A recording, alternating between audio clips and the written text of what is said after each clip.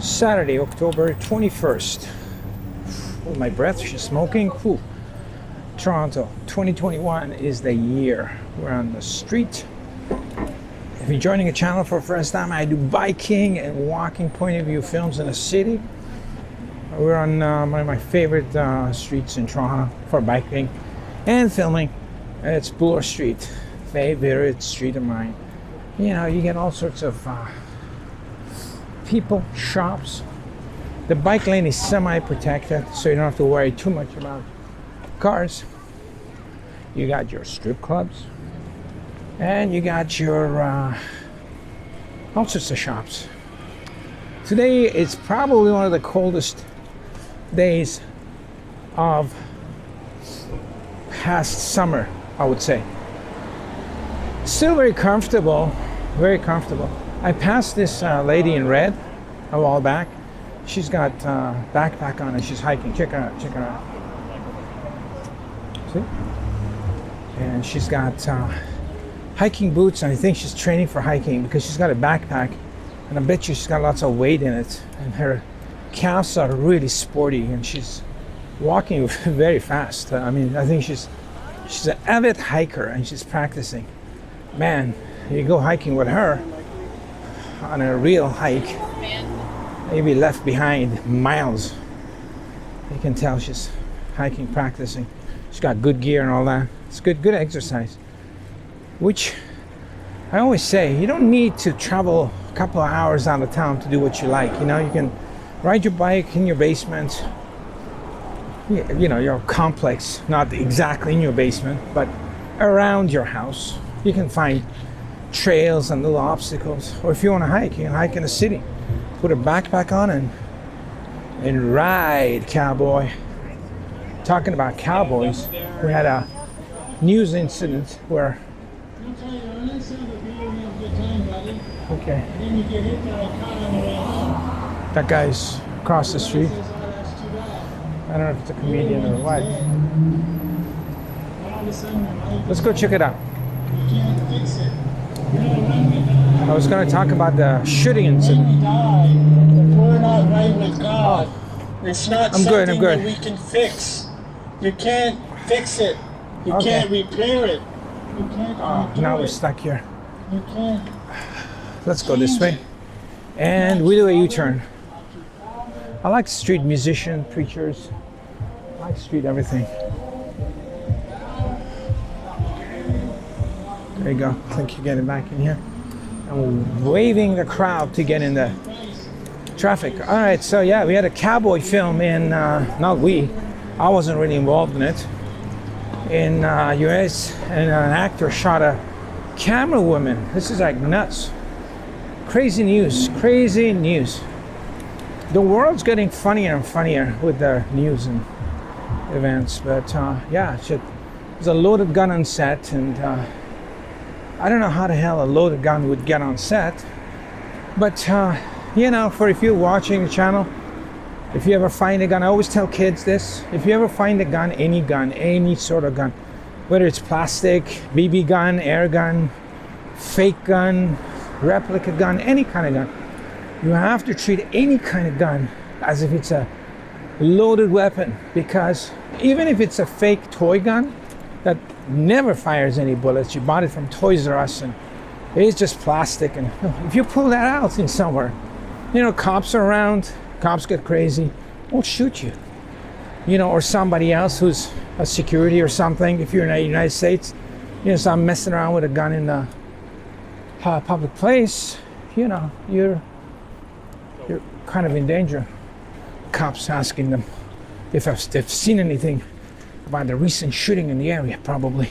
So yeah, so if any gun you see, you have to make sure it's safe, and by safe you have to open it up, look through the barrel, make sure there's nothing in the barrel, nothing in the magazine, nothing in the chamber. If you have to put your finger in there, visual inspection every time. Even if your friend checks your gun and gives it to you and says, oh, I checked it, never trust anybody, because it's a tool. Gun is a tool. It's a dangerous tool. You wouldn't do that with a drill or something.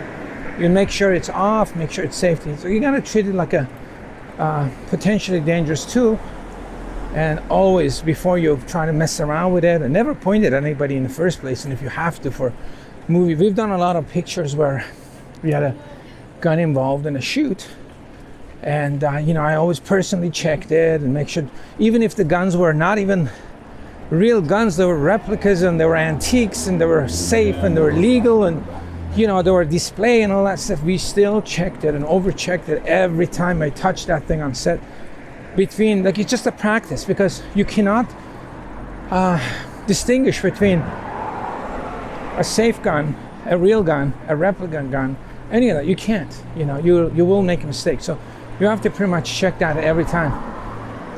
Anybody hands you a weapon, you have to make sure it's safe by having nothing in it. Absolutely nothing. Yeah, so that's a tragic event. Poor girl, she's like trying to make a film.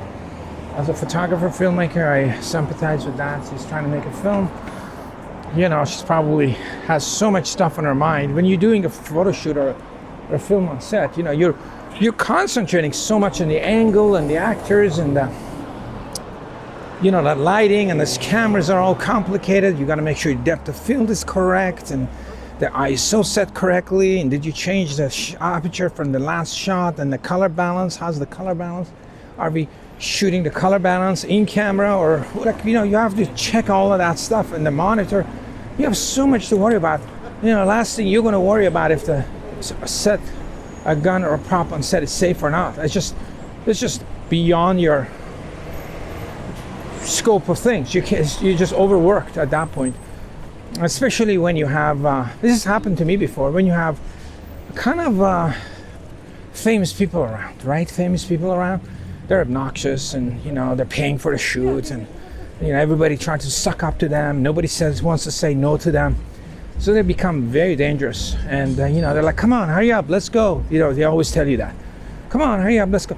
I've had judges and politicians, celebs, they always pull the rank like, "Hey, hurry up," and you have to handle it. And if you're not experienced enough film photographer, director, then you kind of be, influenced, "Come on, hurry up, give me a gun, let's go, I gotta go, let's do this shoot, I know what I'm doing, come on, let's go." And then you're not gonna say, "Hey, sir, let me check this." Yeah, you don't want to be yelled at, and you don't want to get fired. So you're like, "Okay, I checked it before, it's okay." He's gonna get mad, right?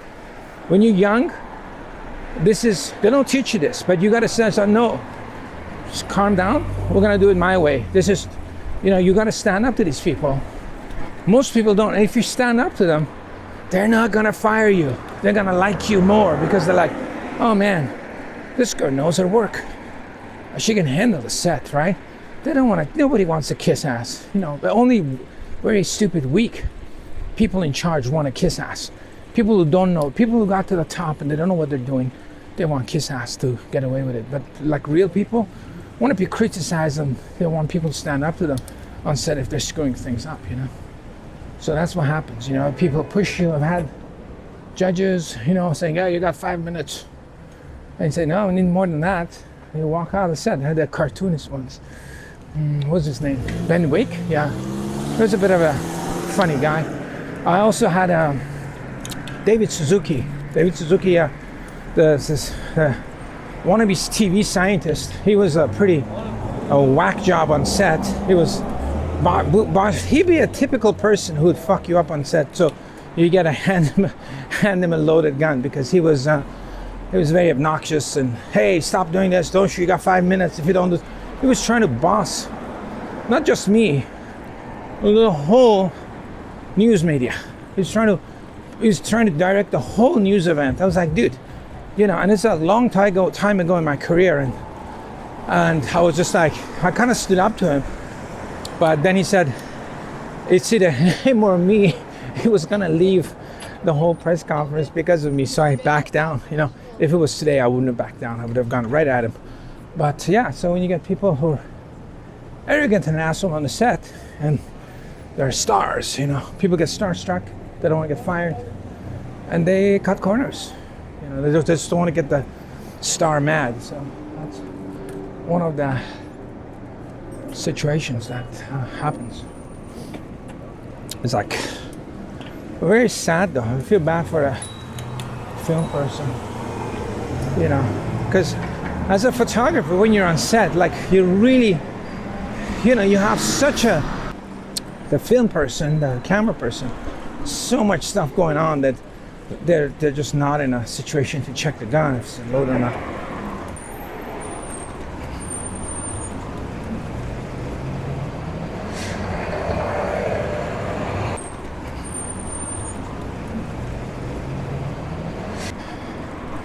Sad event. Hope they find out what's going on. So we're back thirsty Toronto. Oh my god. Oof. Oh, it's kind of chilly. I'm wearing down vest, a very skinny vest on my summer attire.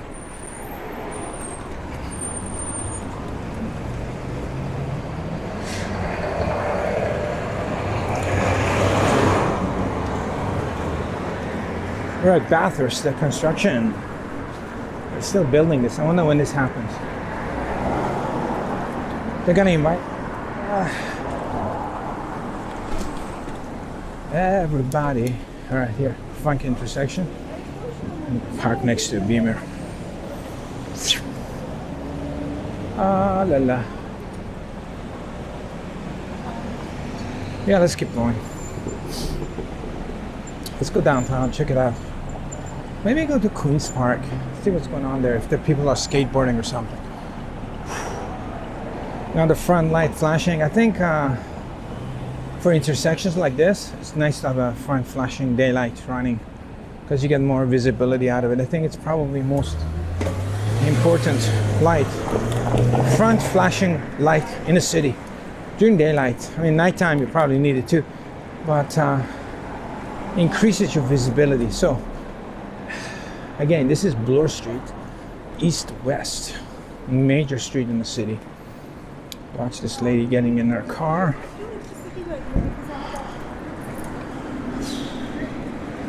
Wow, it's gorgeous here. I like this area for riding because you get all these sights. You know, you get a lot of shops. I'll enjoy it. Lots of side streets.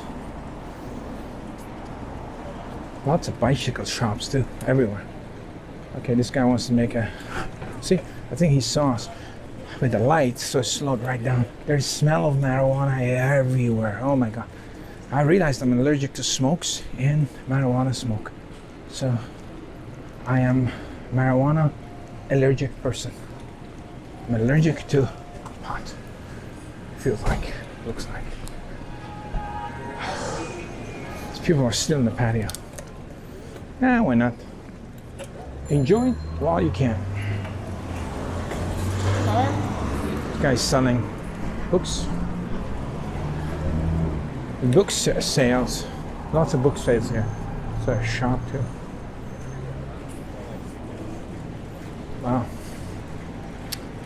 Oh, here, marijuana stores. There are marijuana selling stores everywhere in the city. A couple of years ago, you could get arrested and put in jail for life.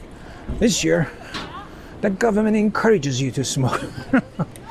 I love it. Government doesn't know what the hell is going on. Whoa, whoa, whoa. Tried to sneak by her. She was swinging. I knew she was swinging. She was gonna swing me into this truck.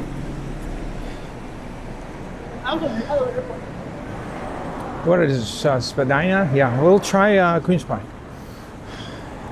It's got more bike traffic here, which is fun. I like the bike traffic too. You got some company riding. Besides you guys, of course. It smells like cookies here. This lady's got an old school bike. I'm sure it's a new bike, but it's styled in the old sit-up position. We used to call those sit up and beg in England. Sit up and beg. Because it was hard to ride. You sit up, you straight up in the wind, and you beg to go. Beg yourself to ride.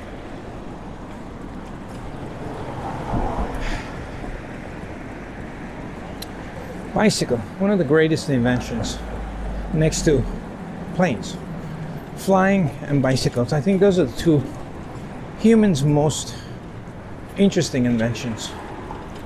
you know, that didn't change much, you know, like planes, the science of flight never changed. You know, most science changes, right? You know, the masks are good, the masks are bad, the masks are good again, double masks are good, singles, like they keep changing even in 6 months, they change their science every day. Other things too, you know, planet was flat, now it's round. Now some people are saying it's flat again. And, but with bicycles, science still saying 2 wheels, balance it, let's go. And with planes too, you got a wing, low pressure, high pressure, you fly. Simple AF. Simple AF. Nothing changed, you know, they didn't have to come up with a science for, oh, you know, this doesn't work anymore, you have to put, you know, nothing. It's the same old science for hundreds of years. Well, 100 years. Maybe bicycle, a couple of hundred. I don't know when the bicycle was invented, but yeah, the only two sciences that kind of state hasn't changed yet compared to everything else. Almost every other science has changed. You know, food science, you know, bread's good, bread's bad, gluten's good, gluten's bad, like sugar is good, fat is good, low fat, high fat, like non-stop ridiculousness. Like, but not flights. It's like music out of the stadiums, Toronto School University Stadium. Can we go? I guess so. This section is paved so smoothly that you feel like just super cruising here. You just don't even want to stop. Look at super cruising.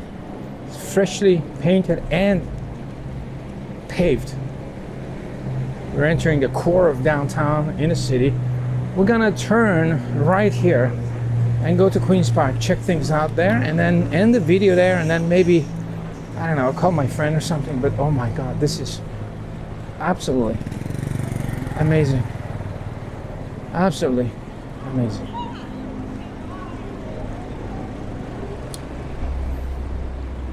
All right, here we go.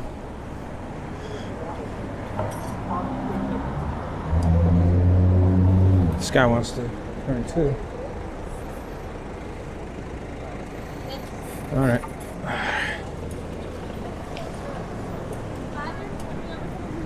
I watch these guys, and we're on the trail. Oh, it's way windier now. Look at this. This is like a castle. Looks like the Führer's residence here. That's where the city's dictator lives. Looks like. Nothing wrong with that. It just looks like. I think this is a museum of some sort. I don't know. All right. Where are we? Wow, this is so much windier this way. Whew. It'd be fun going back up. Check traffic. And they've closed this section off again. It's annoying when they suddenly close the bike path. Yeah, so I'll come to this park, maybe make a shorter video here. Whoa, like thanks. See what's going on. That guy's got a bunch of flags. Let's go check out the flags. Oh, too late to turn. Too late to turn. Oh. All right. That's some funky move that was. I was looking to see what's going on here. People got flags of everywhere.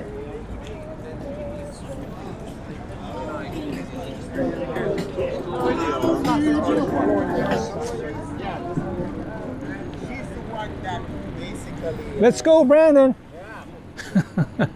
This guy's got a sign saying "Let's go, Brandon" in the park in Toronto. Oh my God, that's the most interesting thing. You got something that starts nowadays on the news or in a meme could go right across the world in a week, which is, you know, back in the day you couldn't. This is King. I gotta check this guy out. What is that? Who's this guy? This guy's King Edward 1, 2. He's got 2 dashes. What does that mean? 2 dashes. 5, 6, 7. King Edward the 7, the 6. I don't know. I gotta check this guy on Google or something. See who he is. Some sort of a king, I know, but here's the skateboarders. And I always have to have skateboarders in the park. How come my battery is low on my phone? My God, the cold weather is really taking a toll Here you go. I'm gonna end the film here. Thanks for joining me for this ride. We'll catch you in the next film.